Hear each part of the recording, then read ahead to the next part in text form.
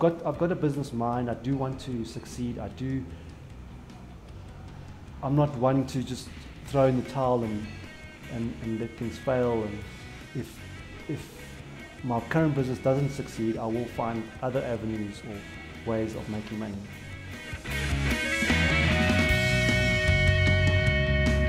Hi, my name is Mark Williams. I represent a company called Vantage Point. It's a South African organisation, and we are an enterprise development company.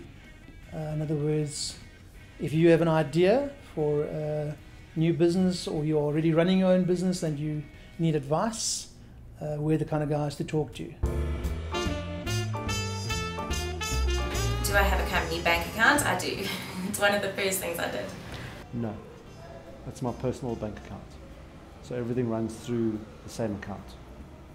It's necessary to have a company bank account from a tax compliance perspective, as well as knowing what is your money and what is the business's money. And you need to know that you're working for the business, so you're an employee to your own business, as opposed to thinking the money that goes into the business is yours. There's a difference. It's hell of important to have a bank account for your business, because you typically, and I think definitely, want to separate your personal expenses from your business expenses. If you don't, and you mix it all up across various accounts, you're into a little hiding of note, because the admin in terms of tidying it up is an absolute nightmare. Right? So start off from the beginning, have a bank account for your business. That doesn't mean to say you need to open up a current account which costs you a fortune. A normal savings account will suffice. You want to be electronic banking based rather than paper based, because they all have audit trails, they all have paper as a backup, so you can print off anything from the bank. Go cheap, but don't go nothing. It's important to have a shareholders agreement, purely because I've gone through 3 different business partners over the years, and I've realized the heartache and pain that goes into it if you don't have clear set boundaries as to what is expected of you. Shareholders agreements are important no matter what the situation is, whether you're making a lot of money, so that you eliminate the potential for people getting greedy, so everybody knows what their slice is, what they're in for, how much they're going to get out. And the other side of the coin, when the business is going downhill or struggling, you know exactly what your commitment to the business is in terms of maybe pumping money in to provide seed funds or rights issues, capital to tide the company over, and then making sure that that shareholders agreement also reflects how those shareholders' loans are going to be repaid and when they're going to be repaid.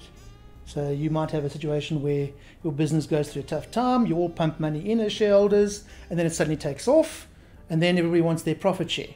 You say, hold on. But before you do that, if your shareholders agreement says this, and you should put a piece into it that states, if you've got shareholders' loans, they take priority in terms of repayment as opposed to people taking profit out.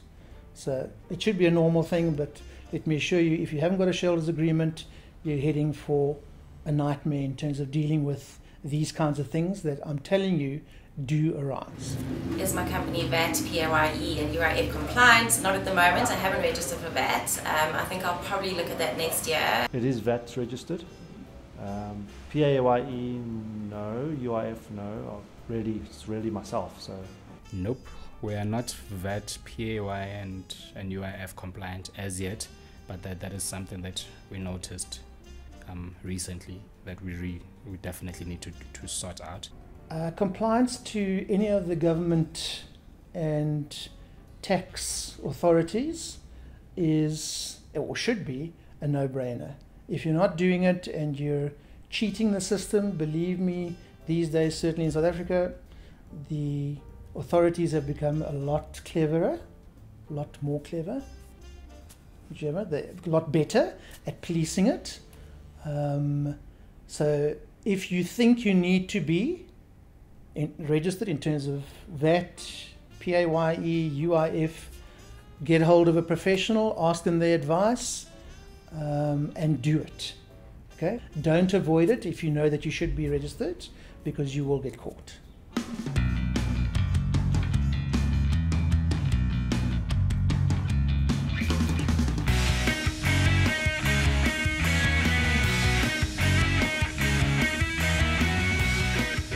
send in your questions.